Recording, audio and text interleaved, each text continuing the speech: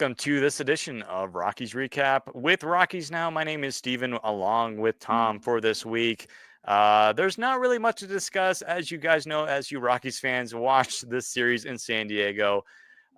Pretty rough going, and again, we'll try to keep it short because we want to talk about some of the Rockies City Connect stuff after we talk about the Padres series. So, wrapping up of what we talked about last time with Adam, the Rockies lost the series to the Brewers, but they were able to stay competitive, especially in that last game, to where we saw a pretty good performance from Ryan Feltner. The Rockies were able to win that game 7-2. We all know that Brenton Doyle was on a tear in that series. Not Kyle Farmer. Zach Veen had his first career extra base hit and RBI, so that was cool. But heading into this series, we knew that it was going to be difficult. The Padres, they were red hot coming into this series and obviously leading the division, which is kind of surprising given the Dodgers, how they had like an 8-0 start. But we knew that this was going to be a challenge for the Rockies, but we knew that, hey, maybe there's a chance here. We got Kyle Freeland pitching in this series. We got Chase Dollander pitching in game 2. So you never know.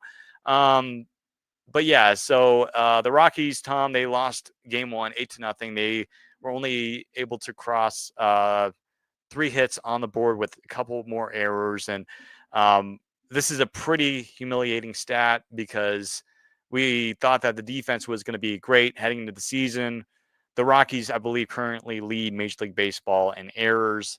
I forget how many there are, but I do know that they lead baseball in errors. And this comes off of Dick Monfort saying at the start of the season that this is arguably the best defensive team in Major League Baseball history. Probably a big stretch there by Mr. Monfort, but yeah, Nick Pivetta had a really good game, former Boston Red Sox. This is his first year with the Padres, if I'm correct. But yeah, Pivetta had a really good game. The Padres offense was clicking, especially in the 5th and 6th inning, where they scored their 6 runs in the 5th, 1 run in the 6th, and then followed up with 1 run in the 7th. Let me see here. German Marquez pitched game 1, was unable to get out of the 5th inning, allowed 7 hits with 6 runs, only 5 of them earned. Only 1 walk with 3 strikeouts, so not the greatest start for German. And the Padres, Tom, again, they're playing really good baseball, minus a few players in their lineup like Alexander Bogaerts, who is really struggling out of the gate. But Tatis, man, he's on another level. OPS over 1,000. Luis Ariz, he's starting to heat up a little bit. Manny Machado's having a good start.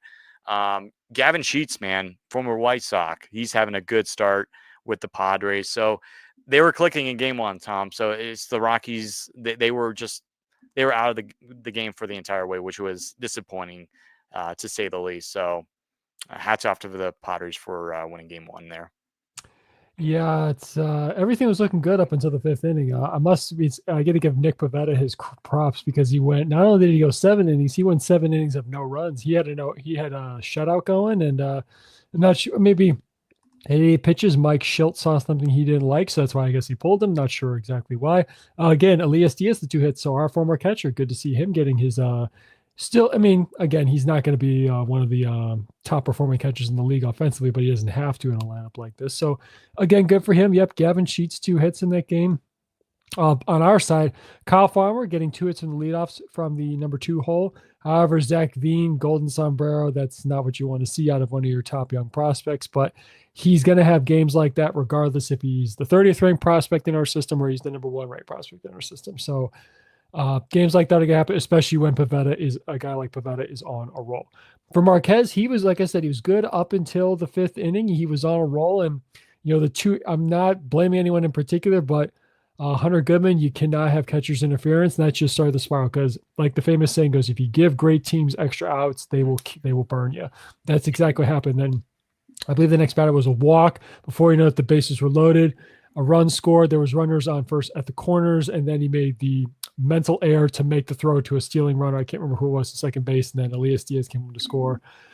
So, again, it's unfortunate loss. And, again, I'm not trying to blame anybody, but when you have a bad inning like that, it's just tough for this offense to come back. And, hats off to the Padres for taking advantage of our mistakes. Yeah, we got Wild the Innocent in the comment section here. Welcome to the chat, Wild. We got a Blake Street banner post here. Rockies so far this season, 40 runs scored, 30th in MLB, 80 runs against, 29th in MLB, 9 home runs allowed. Or no, that's offensively, 28th. Yeah, they're basically dead last in almost every single category, both offensively and pitching wise. So it's not a good start, right? It's bad. And this is a team that's coming off of back-to-back 100 loss season, and this is a younger team. This is not like a full of veterans. There are veterans in here, which we already know about. We already talked about Kyle Farmer, Nick Martini last time, but yeah, it's just errors wise, like he's 26th in or no 29th in baseball. So yeah, it's just everything is going wrong for this team. And it sucks. It really does. And it's just there's no way to go around it, man. It sucks right now, and you feel for the players for sure. It just and not only that, but the teams that the Rockies have had to face have either been hot at that moment or they've all been good. I mean, there's not been one matchup in this season that's been like, oh, this is a chance for the Rockies to do pretty well against. I mean, other than the A's series, maybe that's been it. Mm. It's been an uphill battle. The Rockies have had to face pretty darn good pitchers. I mean, the Padres pitching this year has been fantastic. That's why they're leading the National League West, and the Dodgers aren't, which is kind of a good thing to see, right?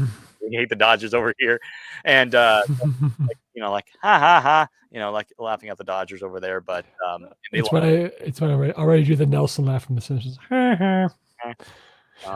Here's maybe some to go to the comments we're talking about. Here's something that might bring us some cheer to our gloomy lives. The Rockies are not last in all Major League Baseball in team home runs. They're third to last, so that's good.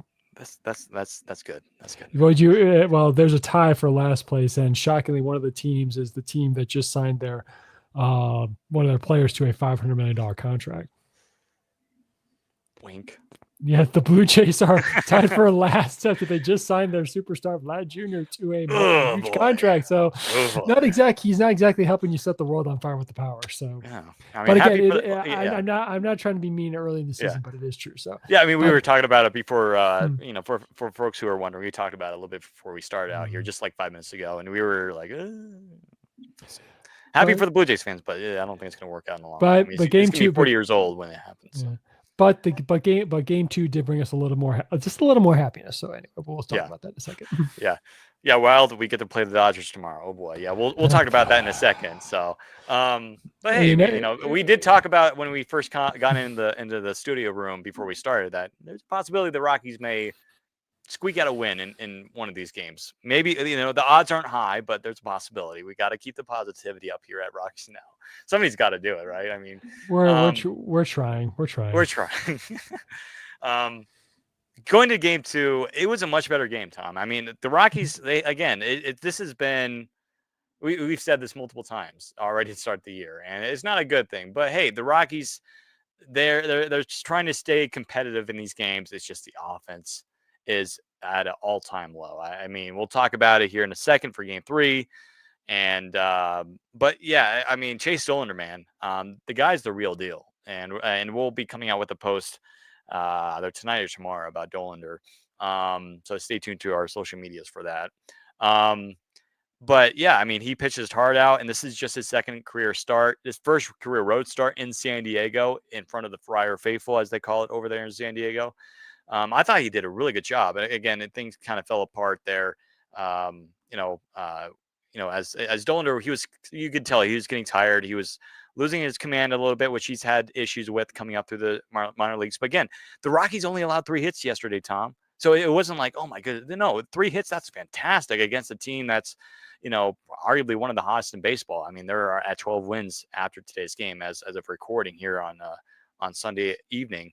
But the Rockies, they had more hits than the Padres did, even though it was one more hit. But yeah, I mean, Dollander, he gave up that first inning home run to Tatis, first up out of the game, 3-2 count. Tatis just got all of it. I mean, again, he's having a really good start to the season. I mean, Padres fans watching this can know that, hey, Tatis is on another level right now, and that's who he is. And then he made that great catch in the 9th inning to rob potentially extra bases from Chris Bryant, and potentially, tying the game right there. but yeah, Dollander, another good start for him. This time was even better than his first start at Coors Field. Dollander pitched 5.2 innings in game 2, 3 hits allowed, 2 earned runs, 2 walks, 7 strikeouts. One strikeout more than he did in his last start. Did give up those 2 home runs to Hayward and Tatis, but Dollander, man, we're impressed. I mean, the guy is just his second start of his career. He's going to be a really darn good pitcher, Tom, and I think we all know that. We're excited for him, and again, he's going to have his starts this year. We're not going to say, oh, he's going to every single start is going to be perfect. He's probably going to have those starts to where he can't get out of the second or the third, right? But it's just it's promising and it's really exciting to see that we finally have a guy that we can be excited about, and Chase Dollander, right? So, and the bullpen was good too. I mean, Jimmy Herget, pitched a little bit more than an inning, 1 point inning, to be exact. No hits allowed with a walk, no strikeouts, but he does have a good ERA so far this year with a 3.60 ERA. And then Tyler Kinley, he's starting to pitch a little bit better, so that's good to see. Because a lot of us Rockies fans are like this whenever he comes into the games. We're praying and hoping that he doesn't give up several runs, but no, I mean, game 2 was a good game, pitching wise for the Rockies defensively. They did get another error, which is, again, something that we've seen in almost every single game that's got to improve, right? So, and I think it will. Again, we talked about it in the first recap episode. In the first couple of weeks of the season for the Rockies, they always struggled defensively.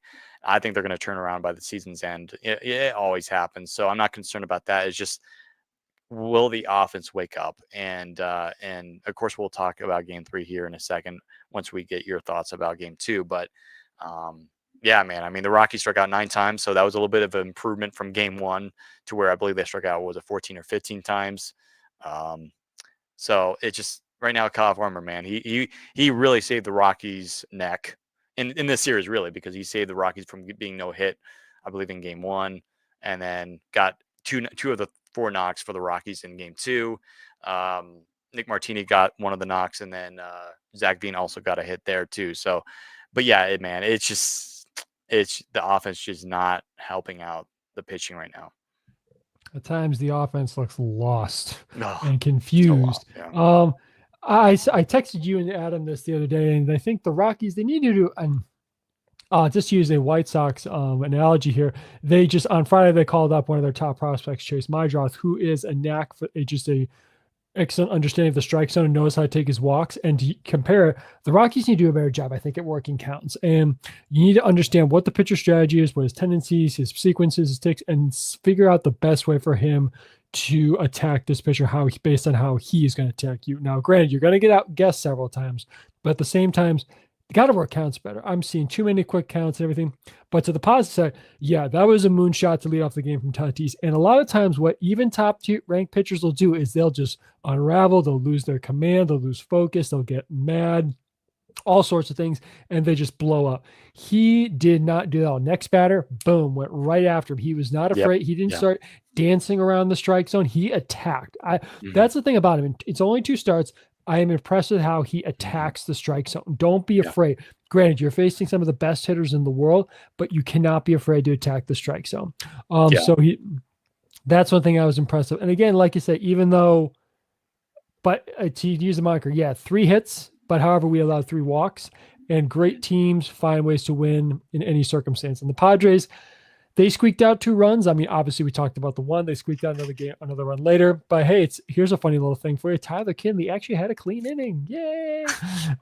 It's just a funny little joke there to kind of lighten the mood. But and again, Kyle Farmer with 2 hits. He kind of, I don't want to say saved our behinds, but it is what it is. And and again, I gotta tip a hat to Hart. He gave up only 1 hit in 6 innings, and he only had, hang on, I just got to double check. He only had 74 pitches through 6. I'm confused what Mike Schilt is doing here. Again, Pivetta had 88 pitches. He only has 74. I'm tired of this analyst saying, 3rd time through the lineup, you see him too many. Yeah. Screw it. Who cares? Yeah. It's just like, if the guy's dealing, let him run a little bit. And then if he gets into some serious trouble, okay, now we got to pull him here. Let's go. Let's get it going. Or have a guy ready just in case in the pen. There's nothing wrong with it. But all in all, this this is a little more of encouraging inning, Mm. especially given that hopefully our young hopeful ace had a great start. So yeah, like when you said, Dollander got right back into the game after the home run. That's how he was in game one. Like he gave up that home run to Tyler Soderstrom, who's having an all-star year. He's going to be an all-star this year. He bounced right back, got a strikeout. That's what the Rockies need, because I feel like, frankly, we haven't had that. It's just like, you know what? Who cares? These solo home runs are not going to kill you. What kills you is those grand slams, those 3-run homers, or the gappers where they score 3 runs. That kills you. Solo home runs do not care. And as former Rockies pitcher Mark Knudsen said, and he said this in the past on Rockies broadcasts and podcasts, is that the best pitchers in the world in baseball history, allow the most home runs in baseball, right? And it's just, and yet they were the best pitchers in baseball, right? That's why they just allow those solo home runs. Don't let those 3-run bombs kill you. Or I should say those solo home runs, not the 3-run bombs. But yeah, Dollander, man, like you love his tenacity, you love his quirkiness. He doesn't quit. He forgets everything. It's a new at bat every single time, and that's what the Rockies need. It's a breath of fresh air as a Rockies fan, and I so also it's promising. A real quick thing about him, I love his setup, how he hides the ball. He puts his glove down at the weight, Yeah. at like the abdomen area. Well, a lot, pitchers do this too, but sometimes what a pitcher will do is put his elbow out here or in here for a breaking pitch or a fastball. Yeah. I love how he kind of hides about a quarter of his forearm in the glove. I'm not sure if he uses a bigger glove than a pitcher normally does, but he kind of really does a good job hiding his hand and his wrist, which is interesting. Have you seen the video that Pitching Ninja has done where it shows Jacob deGrom and him, their pitching deliveries are similar? I have not. I'll check it out though. It's pretty similar. Again, we're hoping that he has a better career than Jacob deGrom. I mean, Jacob deGrom, again, he's a Cy Young winner, but still, it's just like now he's dealt with injuries. We just hope that Dollander doesn't suffer the same thing. In terms of injuries, I hope that Dollander does not have the same injury history that Jacob deGrom has. So, but again, but again, real quick on deGrom, he's having a good start to this season. So I'm rooting for the guy. I really am for him. And I think speaking of deGrom and Dollander, I did watch a video this week of Pedro Martinez, a guy that never had Tommy John, and he talked about how these days a lot of pitchers are throwing the wrong way. It's just the delivery, the preparation, and that needs to be taught more, right? And I think again, we're not trying to get off track here, but if we want to see pitchers, and not only just Rockies pitchers, just pitchers in general across baseball, not have Tommy Johns, look up Pedro Martinez, talk to him, look at his video. How did he deliver? What was his arm movements? And they put a lot of stress on the elbow,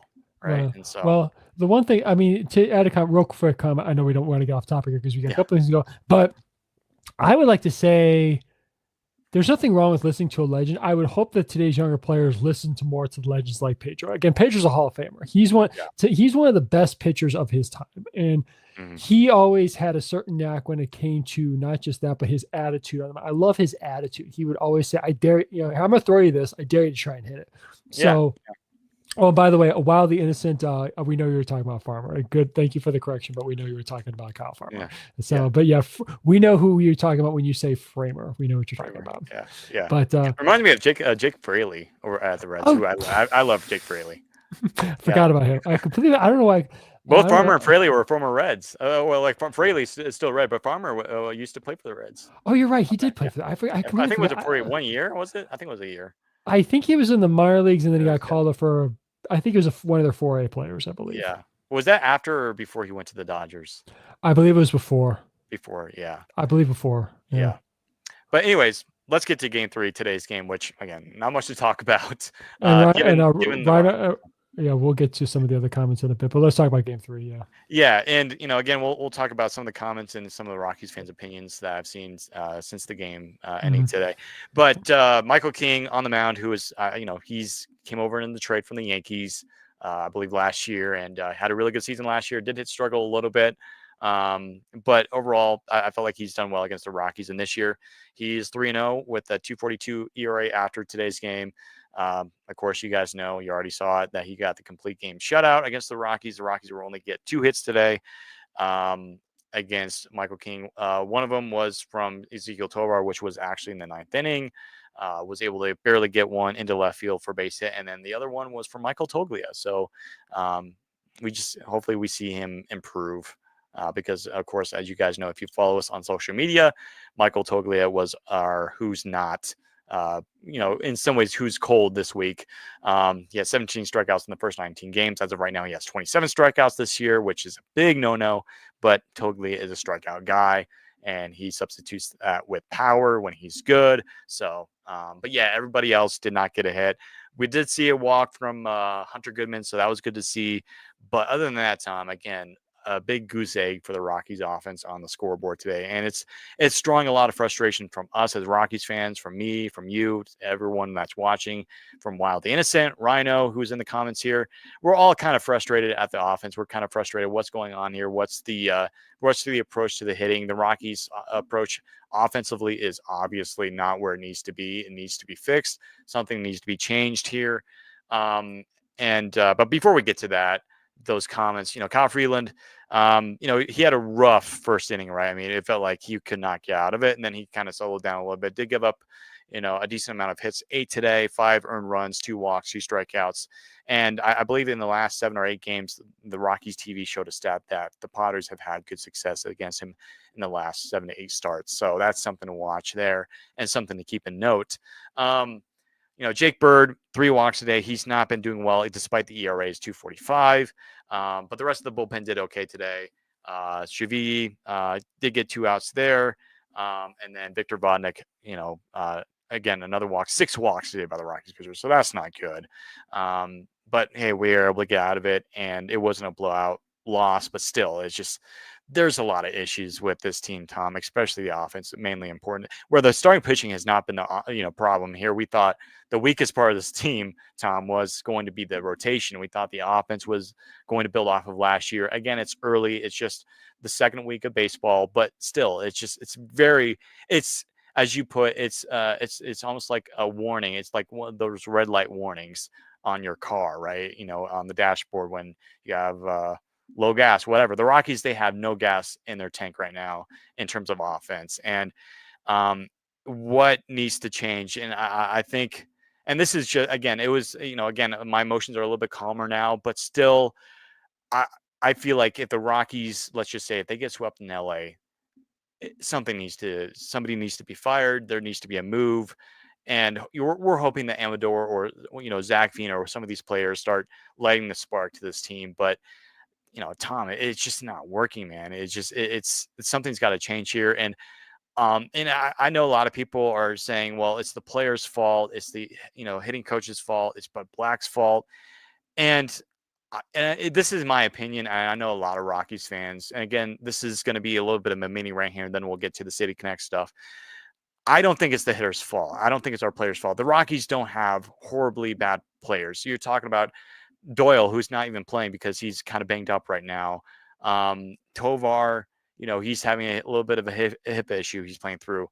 But, and the Rocket, but like Doyle and Tovar, Tom, I mean, they were like all-star type players last year. They won Gold Gloves. They could have been in the conversation for Silver Sluggers, especially Tovar, who hit 26 home runs last year. Michael Toglia at one point was on pace to hit 30-plus home runs. The Rockies, and then we had a comment on X, and this is not I don't believe this was a Rockies fan, but he said the Rockies have never developed a good prospect, and he was like, name me one prospect the Rockies have developed. I haven't commented yet, but I already have 3 of them in my mind, and that was within the first split second when he made that comment. Todd Helton, Nolan Arenado, Trevor Story, Charlie Blackmon, the list goes on. There's several other players. It's just like, that's not even true. And so the Rockies, they have developed players, and it's frustrating as a Rockies fan seeing people say like, oh, your team sucks, your player sucks, when these guys, they have had incredible talent. We've seen it through the minor league system. McMahon was a really good prospect coming up. So it's just, in my opinion, it's not the player's fault. It's just either we're playing against really good teams at the right moment, on top of, hey, we're not hitting our stride right now, but also there needs to be a change in the hitting perspective. And I just feel like, do the Rockies need to make a firing here of Bam Bam Mulens, a Bud Black?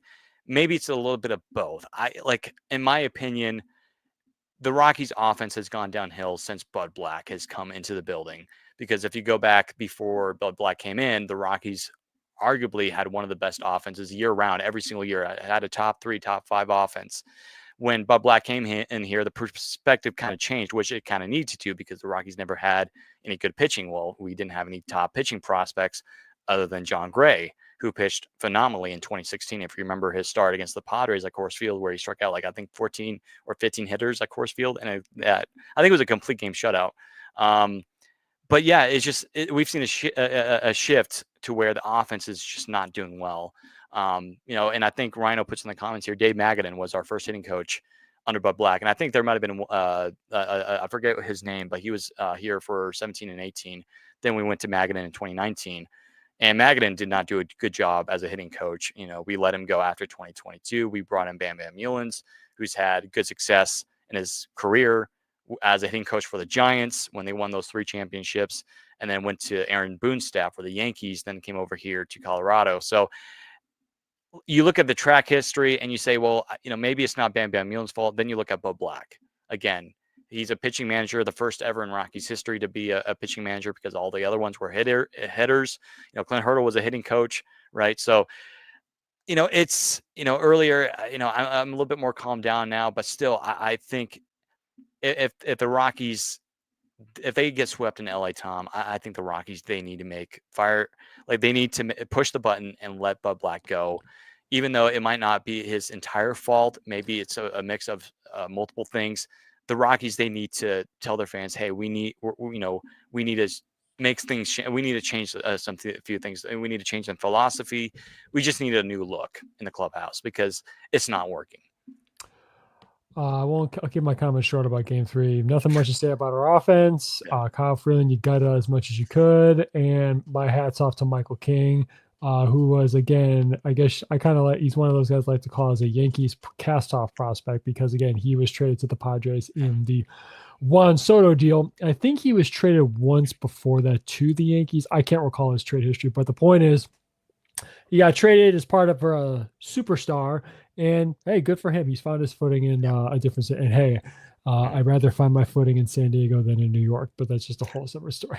I as those of you who know me, I'm not a particular fan of the New York Yankees, so that's my thing. I'd rather but then again, living in San Diego taxes, that could be with the California taxes. So pick your poison. Anyway, but it is what it is on this series. I mean, again, the Padres, they're surprising me a little. No, I don't want to say surprise me a lot. They're kind of off to a better start than I thought they'd be. I thought their Achilles heel would be their bullpen.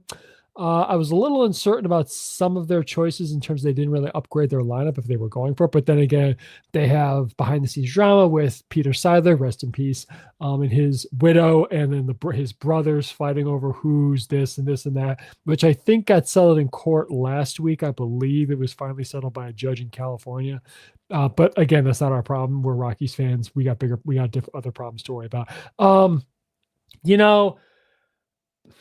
And again, to address Rhino, who's made several comments, we appreciate that talking up, reminding me of course, Bud when he was with the Padres, which of course, by the way, Cubs' current president of baseball operations, Jed Hoyer, was his general manager who hired him. How do I put this without losing my what?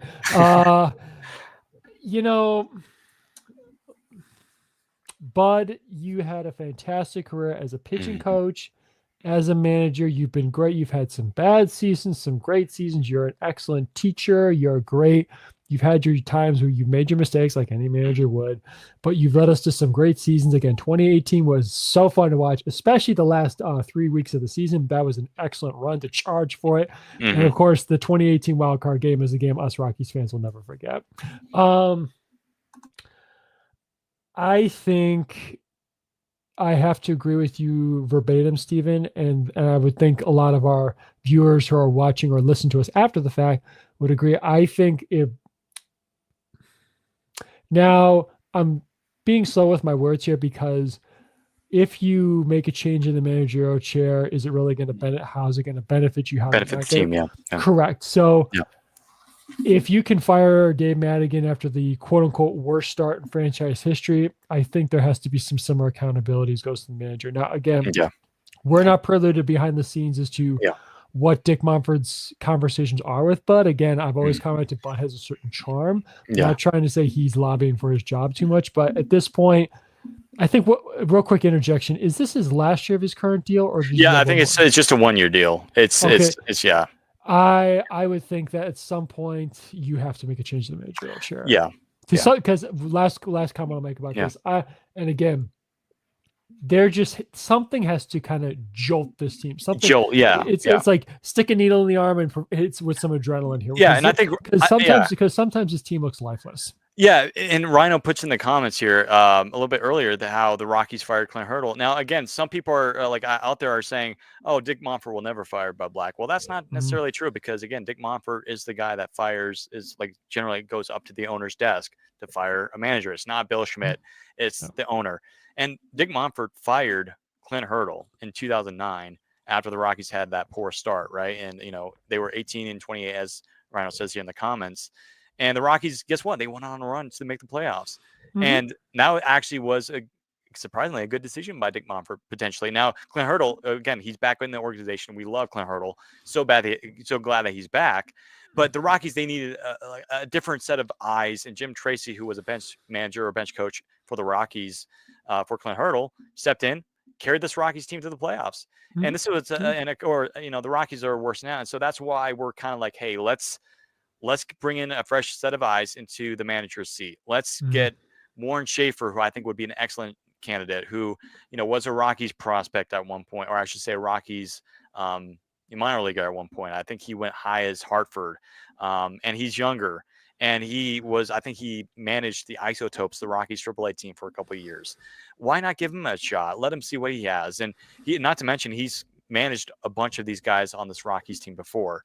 He has a very good relationship with these guys and with the pitchers. Why not give him a chance? And again, we're not going to say every single issue or every single problem with this team is because of Bud Black. No, but I will say this. Like, and I'll harken back to what I told Tom right before we started. The Rockies' offense is historically bad this year, but it was also historically bad last year. Again, the Rockies last year offensively was this last year was the worst offensive year that they've ever had in franchise history. So again, if you need to replay that, if you're watching this later, you need to go back and listen to that again. Last year, the Rockies were the worst team in baseball, I believe, offensively. And so this year, it's not changing. And again, people can say, hey, let's get rid of Bam Bam Mullins. Listen, you can do that, but I don't necessarily think he's the issue. Is he one of the issues? He could be. He could be. I love Bam Bam Mullins, but given his track record, Bam Bam Mullins has had more success than Bud Black has as a coach. And if you're putting on the manager level, well, Bam Bam Mullins never has been a manager. However, he was the manager for Team Netherlands in the World Baseball Classic. So there you go. But it's like Tom said, this team needs a jolt, and it's not going to happen.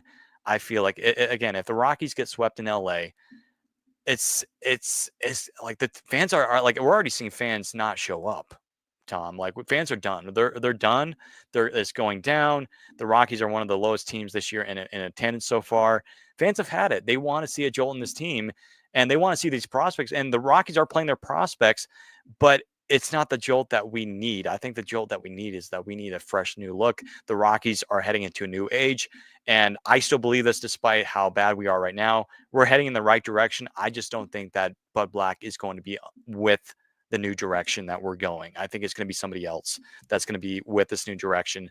I think we need a new set of eyes in the manager's seat that, hey, because like as Rhino says, and I do agree with him as much as I hate admitting it, apathy has set in. Yeah, Like, I agree. and I think the Rockies in some ways are afraid to make the move. I think they know what they need to do, but they're kind of afraid to, and maybe Dick Monfort is afraid to, because again, where the Chris Bryant signing, Dick Monfort was rushed into that signing. Oh, we need to sign Chris Bryant. We need to sign a top free agent.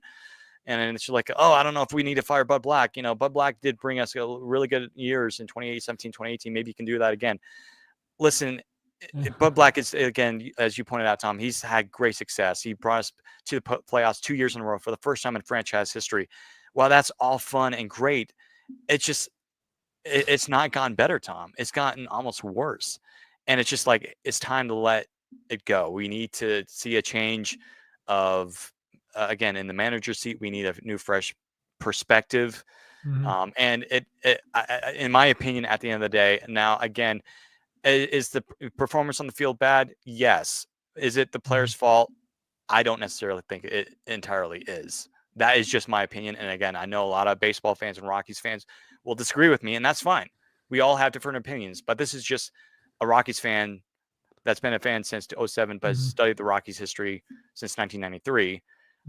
I feel like this is the move that the Rockies need to go, is to let Bud Black go, because it's just we can't be apathetic, and we can't say, well, let's keep Bud Black a little bit longer for a couple more years. We'll see what. No, we need a jolt, and the players know that. We need a new perspective. Here's my question. Anybody who wants to comment on this, here's my question. Can anybody see Bud Black throwing a chair? Because let's put it this way. If I was the manager of some of these teams, what I've, especially after yesterday's loss, I would have probably done anybody who's seen Angels in the Outfield where Danny Glover goes, one more loss, and I love that movie. flips over the buffet table. I'd be doing that. That's me. I'd be chucking shit. I'd be cracking bats against the wall for Moneyball. When the Rockies are not happy to lose, but it's just like, is losing fun? Is losing fun? And it's just we need a guy like that. That's what if I was the general manager or the manager and I heard music playing in the clubhouse after a loss, I would be chucking bats at a wall. Yeah. I mean, I would say that's what losing sounds like. Yeah. But it's just again, to add to what I said earlier and also to what you said, it's just that again, Bud has had a fantastic career. He's a great teacher, and I'm not trying to make a knack about him for his older. He just seems too mellow. He's mellowed out, and that's not his fault. He's what is he? 70? What's his age? 70? Yeah, up there somewhere. Late 60s, early 70s. I'm sorry, I can't look at. But anyway, the point is, I think it's time to, quote unquote, turn the page, because, like I said, not like a jolt. This team somebody needs to spark the spark plug that ignites this engine, because again, something needs to happen, because otherwise you're looking at, and again, I'm not trying to, knock on wood here. You don't want to chase the record that was set last year by my other favorite team, the White Sox, as worst record in all the history of modern era baseball. And I'm not trying to sound like a Debbie Downer here, but again, as we point out, I'll throw this here. I mean, I was thinking a couple of days ago, who's going to win the series first, the White Sox or the Rockies? And the White Sox just won their first series of the season and did well against the Red Sox. In spite of Garrett Crochet pitching fantastic day, which is good for him. But it's just, again, something needs to change. And to your point, I'll kind of tweak your words a little bit here. There needs to be a new voice in that room. Yeah. And like with your other team, the White Sox, they fired Grifol and they got Will Venable, who I think is an excellent option. Maybe not the perfect option for them to get back to the playoffs or the World Series, but that's a good option because he's younger. He's been a player. And I mean, Bud Black was a player, but Bud Black was a player like 30 years ago. So it's just there needs to be a younger generation of manager. Yeah. Plus, Venable had 3 solid years with the Padres, by the way, as an everyday player. And also he learned from one of the best in Bruce Bochy. And I think he was actually a fellow coach with Bud Black, if I'm correct. I think. I have to. Or at least he played under Bud Black. He might have played when he might have been a player in San Diego and Bud was the manager. I'll look that up. I think Bud was I think Bud's first year was 2007, because that's when Bruce Bochy went to San Francisco. Right. And then Bud stayed there until 2015, 2016. And again, Bud Black has had good success with the Padres, but minus they didn't make the playoffs all that much. He was manager of the year in 2010. I think. Yes. And then actually the year before that was Jim Tracy, who won the manager of the year in 2009. Yeah, and of course he got let go because again, he was Jed Horror's guy, and Jed Horror got fired. So Yeah. So it just I agree. At the Rockies, it's time. We need to see a change, and it's just it's again, if we get swept in LA, you're talking about a team that's going to be 3-15, Tom. 3-15. It's just. But I will say this about the manager. I would be okay if they went with Mark Redmond as the interim manager for a while, or as you point out, Warren Schaefer, not a bad option. He's a younger guy. So, I mean, it's going to be if they do something with Bud Black, it's going to be probably Mike Redmond, unless if they go Warren Schaefer or I'm trying to think of another guy that they could, I know Rhino put Vinny Castilla. I don't think he's in baseball operations as much as now anymore. He's still technically assistant to the general manager, but I don't think he's in the clubhouse that much. Yeah, I But don't think yeah, he's. I don't think he's going back to the yeah. dugout. And for those wondering, Mike Redmond does have manager history. He was the former Mhm. manager of the Marlins when the Marlins were actually good. When they had Stanton, they had Yelich, And Romuto. real quick side comment, Yeah. he has one of my favorite manager ejections of all time. Oh yeah, that when they made that horrible He call.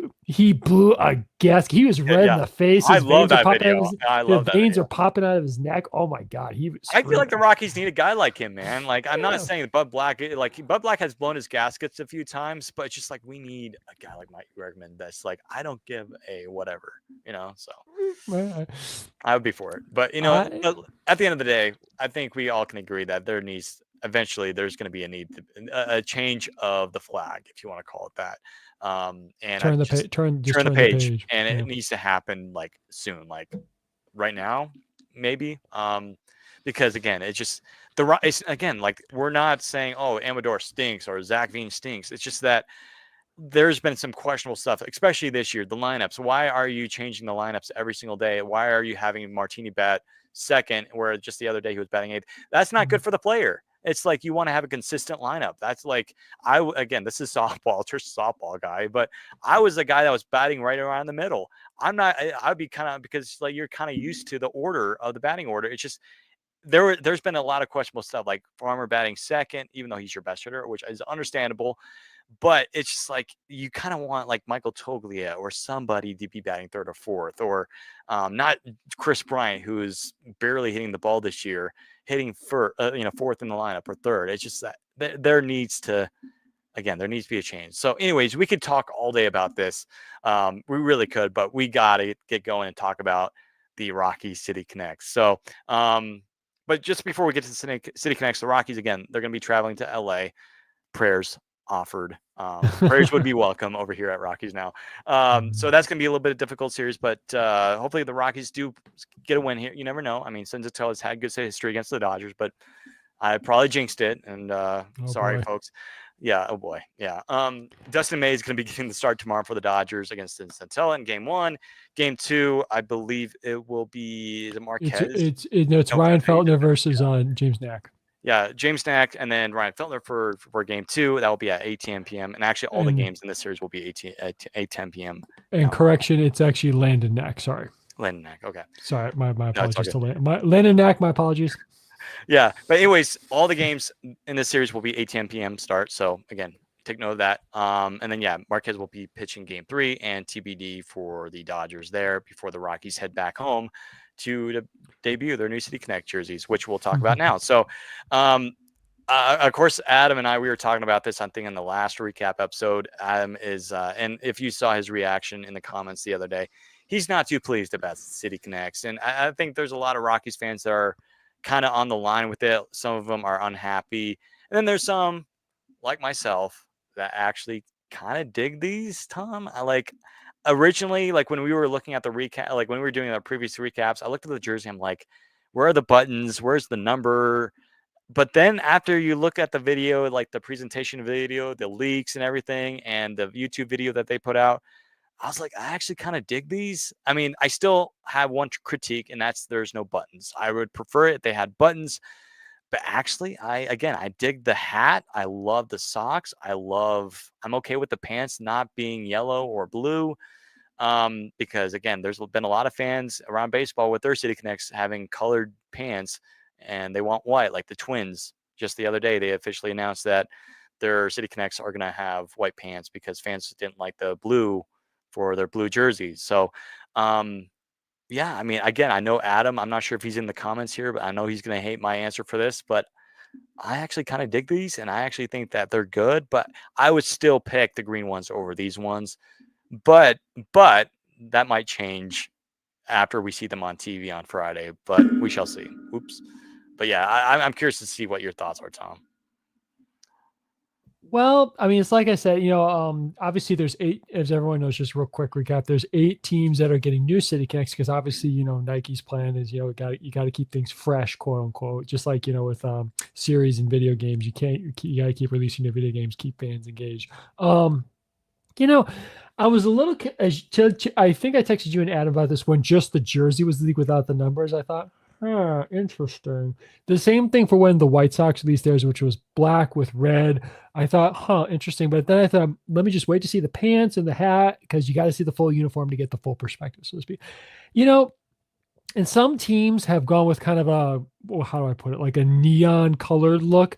This is actually not a horrible one. I don't know. I mean, it is a lighter shade of purple, which is at least you're sticking with the Rocky purple, and it's obviously it's not as dark as the last year's. Just the forest colored green. Hmm. I told you and Adam that stripe on the side of the pants. I think it should be white.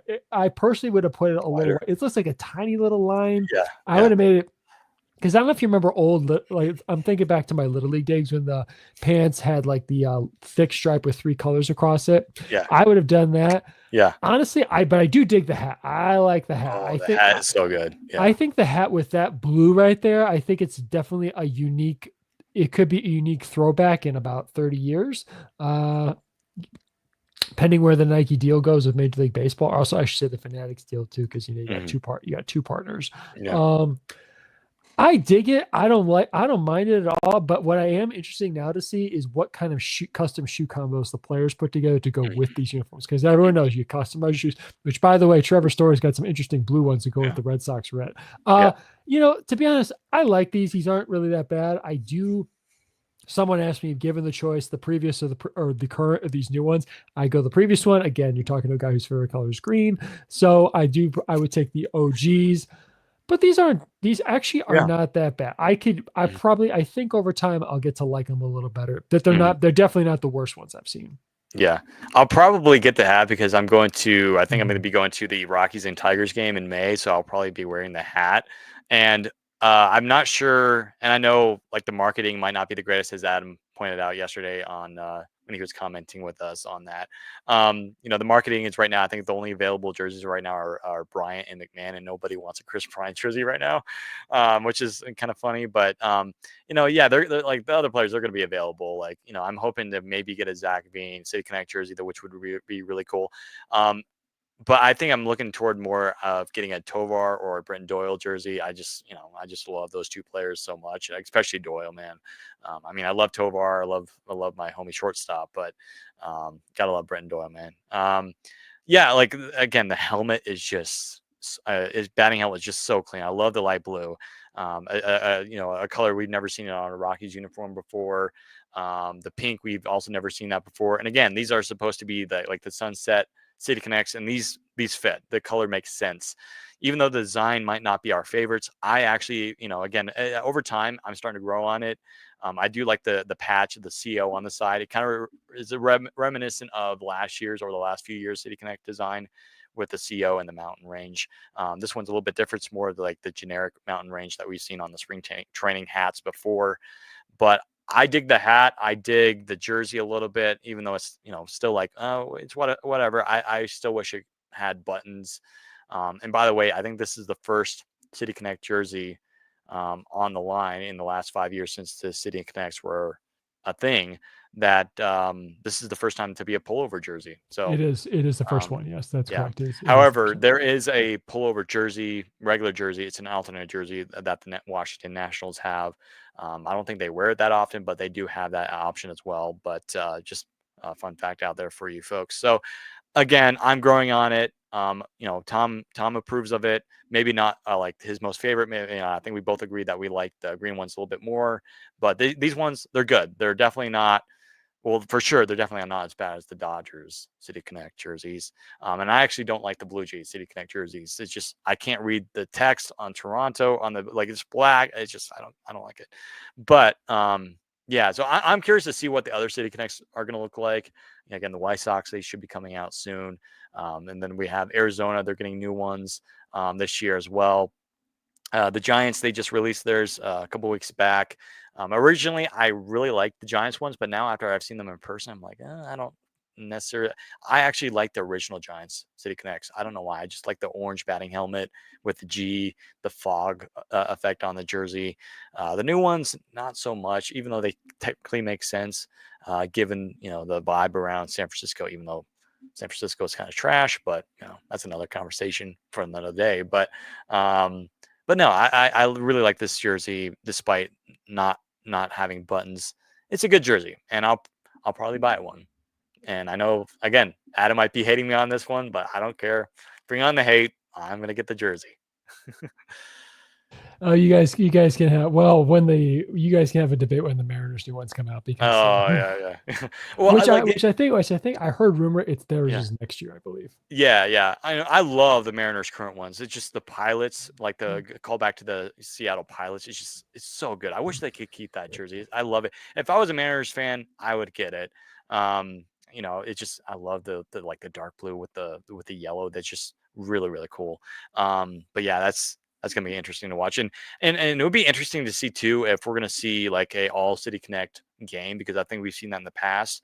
And just the other day, I think we saw the was it the Orioles and what was the other team? Was it the Orioles and what was the other team? Was Kansas City that were like the Orioles were wearing their all orange uniforms? I forget the team that they were playing. Do you remember, Tom? Not off the top of my head, no, I do not. Yeah, I'm not a big fan of the orange pants for the Orioles because it just I don't know. It's I'm not digging it. I really don't. I don't know why. I love the royal blues for the like. I love the Royals uniforms. They look really really cool. But Baltimore, I don't know. I don't like the orange pants. That's not too pretty. I'm trying to figure out here. Was it? Trying to look at the schedule here. I think it was it Toronto that they were playing. It It might have been might have been Toronto. it might have been because he's Yeah. divisional opponent. Right. Yeah. So again, I'm okay with the jersey. It'll probably grow on me, and yeah, and we'll see what happens and goes from there. I do like that the Rockies are promoting it quite a bit. It's already available on MLB Shop, already on Fanatics, and so if you want to get some City Connect merch, go over there. I know the prices are a little bit steep, so I'm kind of waiting for the prices to go down to get some because I think the hat is 485 right now. The hoodie, I'm for sure gonna get the hoodie. It's a like a lavender purple with the like the kind of like this mountain logo right here. It looks really really cool, but it's like $95. I'm gonna wait till it drops a little bit lower because I'm not paying $95. But I have a lot of hoodies, and plus it's not necessarily hoodie season here in Colorado anymore since we're kind of getting warmer, close to summer season. So maybe once the weather gets cool in the fall, I'll get it. But for sure, I think the first thing I'll get it will be the hat, and then it will be the jersey. But let us know what your thoughts are on the City Connects in the comments below. Give us your opinion. What do you think about the jersey? Because I like him, Tom likes him, Adam not so much. But again, give us your opinions. We would love to hear what you think. I'm trying to think of anything else to say here. Again, as we begin to wrap up here, thank you so much for watching recaps. Again, if you have any suggestions of any more content you'd like to see, please let us know. We're actually looking to, build off our content here on YouTube, maybe do some fun quizzes, some fun tier making videos. And we might actually do a City Connect tier making video individually of each of us picking our favorite City Connects across baseball. So stay tuned for that. Hopefully we might be able to do that soon. 5280 Media. We just launched our website just the other day. We have released our first article today. It was our first Colorado Avalanche. So that's awesome. So we're building over there. As I mentioned in the last recap episode, you might be seeing some exclusive Rockies articles over there. Of course, if you want to read our Rockies articles, go ahead to Rockies now on our website at wix.com. Link will be in our bio on Twitter, and I think it should be on Instagram as well. So go check that out. Gabe is writing a really good article. Really excited about it. I think you guys will like it. That should be coming out soon. So yeah, go follow 5280 Media on Instagram as well. We're over 200 followers over there. We're just building a little small Denver sports community over there, and we're hoping to grow. And if you're interested in helping us out, let us know. I think that's it, Tom. Do we have anything else that we need to mention? Nothing truly is. Just obviously hoping that, given what we talked about, there's not obviously we had a big blowout for the Dodgers, so that was nice to blow out of the Dodgers, excuse me. So that was so for anybody who's maybe that's maybe the Cubs push the Dodgers back on their heels, and maybe we can knock them over a little bit here. So we'll see. Anyway, we'll see. We'll see. But anyways, thank you guys so much. We have over 113 people, which is a brand new record over here at Rockies now. Thank you so much. It's getting higher and higher every day, which is awesome. We love you guys. We love the support. If you don't follow us at Rockies Now on Instagram, X, or Threads, we'd love to have you a part of the family and build an awesome Rockies community over there. So that would be awesome. And if you don't subscribe to us on YouTube, we would love that too. We're over 100 subscribers over there. We just hit that recently. Again, we just started, not too long ago, a few years back. So we're kind of building this thing and trying to stick together through this dark period of Rockies baseball, and hopefully manifesting a World Series in the next few years. We'll see. But no, we appreciate all of you guys for coming on in tonight. Again, if you have any questions, let us know at our personal Instagram pages, on our Instagram, on our X page, or whatever. If you want to contact us individually, if you want to contact me or Tom, why don't you hit us up right below our names here on your screens, and we would love to answer your questions. If you got any for us, if you have any recommendations, let us know, and we'd love to talk to you guys. Again, thank you guys so much for coming on in and talking to us and enjoying our podcast together. We'll talk to you next time on the next Rockies recap, when Tom and Adam will be recapping the Dodgers series, and that should be coming, I believe, on Thursday or Wednesday or Thursday, one of those days. So stay tuned for that. On behalf of myself, Adam, and Tom, thank you for listening to this edition of Rockies Recap. And as always, go Rockies.